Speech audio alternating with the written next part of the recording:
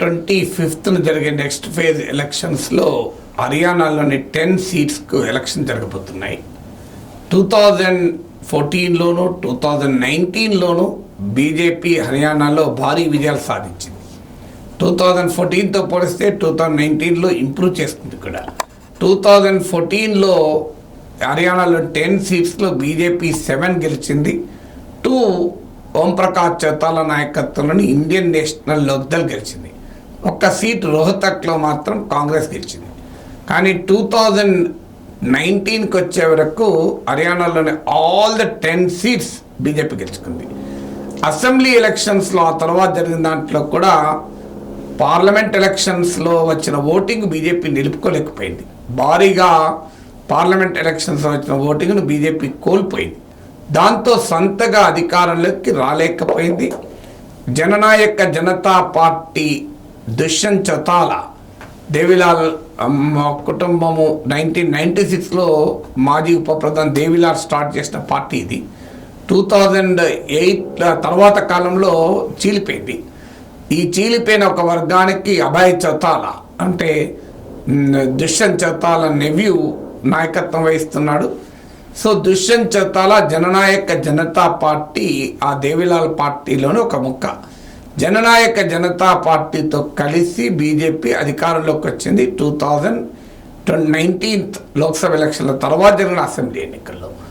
So అలా హర్యానా పైన తన గ్రిప్ను బీజేపీ నిలబెట్టుకోగలిగింది లోక్సభ ఎలక్షన్ల తర్వాత కూడా. కానీ ఇప్పుడు పరిస్థితి డిఫరెంట్గా కనబడుతోంది. మీకు ఎక్కడైనా కాంగ్రెస్ నాయకులు సిట్టింగ్ ఎమ్మెల్యేలు ఎంపీలు బీజేపీలో చేరుతూ ఉంటారు. హర్యానాలో మాత్రమే సిట్టింగ్ బీజేపీ ఎంపీ కాంగ్రెస్లో చేరారు. దీన్ని చూసే మల్లికార్జున్ ఖర్గే ఈ మధ్య టైమ్స్ ఆఫ్ ఇండియాకి ఇచ్చిన ఇంటర్వ్యూలో ఉత్తర భారతదేశంలో కాంగ్రెస్ బలం పెరగబోతోంది అని జోస్యం కూడా చెప్పాడు. హర్యానా ఇది క్లాసిక్ ఎగ్జాంపుల్. నార్త్లో హిందీ స్టేట్స్లో బీజేపీ కనుక దెబ్బతింటే అత్యధికంగా దెబ్బతినేయాల్సింది హర్యానాలోనే. అలాగే మొట్టమొదలు దెబ్బతినాల్సింది కూడా హర్యానాలోనే. హర్యానాలో అలాంటి రాజకీయ పరిస్థితులు ఉన్నాయి కనుకనే ఇటీవల హర్యానాలో బీజేపీ ముఖ్యమంత్రి అయిన మనోహర్ ఖట్టర్ను మార్చి నాయబ్ సింగ్ సైనీని బీజేపీ సీఎం చేసింది. అంటే ముఖ్యమంత్రిని మార్చడం ద్వారానైనా ప్రజా వ్యతిరేకత అధిగమించి తన మెజారిటీ సీట్లైనా 10కి 10 రాకపోయినా మెజార్టీ సీట్లైనా నిలుపుకుందామని బీజేపీ ప్రయత్నిస్తుంది. ఇక్కడ ఏంటంటే బీజేపీకి పోటీగా బలమైన కాంగ్రెస్ నాయకుడు కూడా ఉన్నాడు. భూపేందర్ సింగ్ హూడా మాజీ ముఖ్యమంత్రి, చాలా బలమైన నాయకుడు.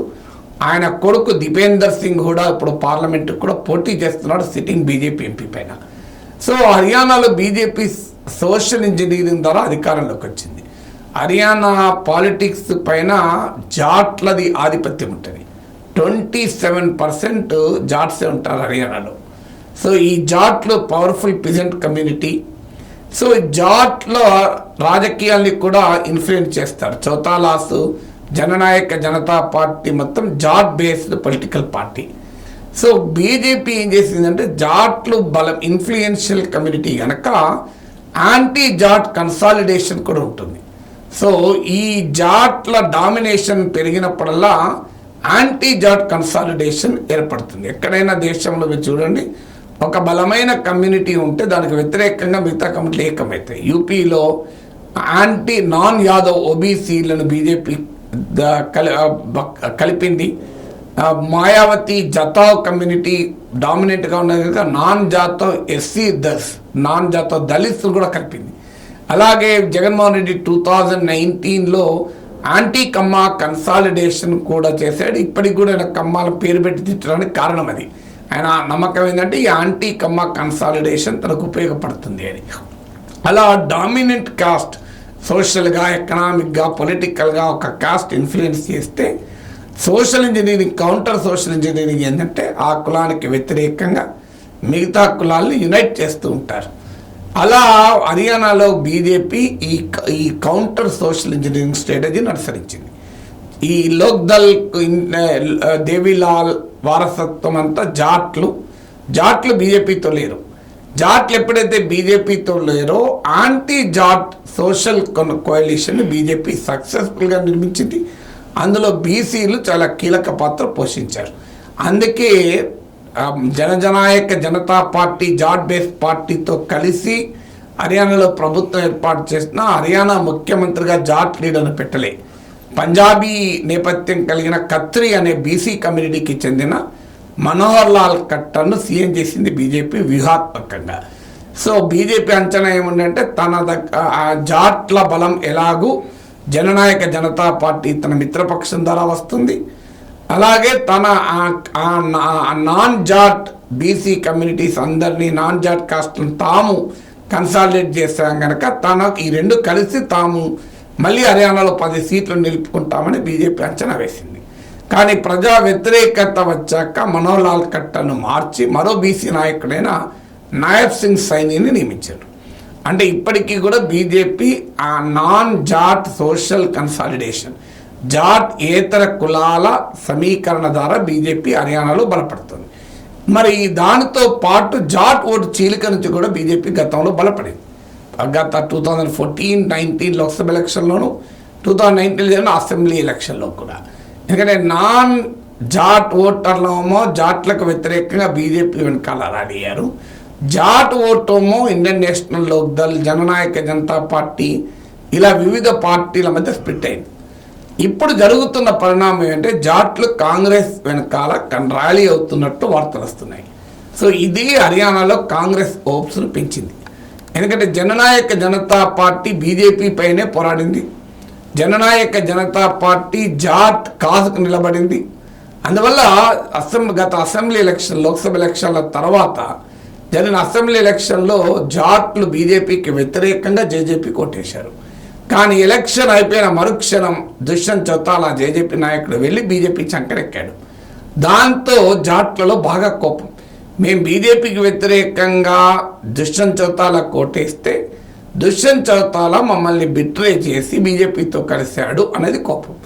అలా ఏడాది పాటు జరిగిన రైతాంగ ఉద్యమంలో వ్యవసాయ చట్టాలకు వ్యతిరేకంగా ఉద్యమం కూడా పంజాబ్, హర్యానా, వెస్ట్రన్ ఉత్తరప్రదేశ్కు చెందిన జాట్ నేతలే కీలక పాత్ర పోషించారు. జాట్ కమ్యూనిటీ ఈ పిజెంట్ ప్రొటెస్ట్లో కీలకం. దుష్యంత్ చౌతాలా ఆ సమయంలో కూడా అధికారం కొరకు బీజేపీని పట్టుకుని వెళ్ళాడు తప్ప బయటికి రాలేదు, రైతు ఉద్యమాలకు మద్దతు ఇవ్వలేదు. రైతు బేస్ కలిగిన పార్టీ, జాట్ బేస్ కలిగిన పార్టీ అధికారం కొరకు జాట్ ఇంట్రెస్ట్లకు వ్యతిరేకంగా పనిచేసింది అనేది ఇప్పుడు జాట్లలో ఉన్న భారీ కోపం. అందువల్ల ఈసారి భూపేందర్ సింగ్ హుడా నాయకత్వంలో బలమైన స్ట్రాంగ్ లీడర్ కనుక ఆయన నాయకత్వంలో ఉన్న కాంగ్రెస్ వెనకాల ర్యాలీ అవుతున్నారు అని. అంటే లాస్ట్ ఎలక్షన్స్లో వచ్చిన advantage split in Jat vote ఈసారి బీజేపీకి ఉండకపోవచ్చు అని, అది కాంగ్రెస్కి అడ్వాంటేజ్గా మారుతుంది. ఇప్పుడు లోక్సభ ఎలక్షన్ల తర్వాత ఆ అసెంబ్లీ ఎలక్షన్స్ ఉంటాయి. అందువల్ల కూడా హర్యానాలో ఎట్టి పరిస్థితుల్లో గెలుచుకోవాలని కాంగ్రెస్ భూపేందర్ సింగ్ హుడా నాయకత్వంలో కూడా గట్టి ప్రయత్నం చేస్తోంది.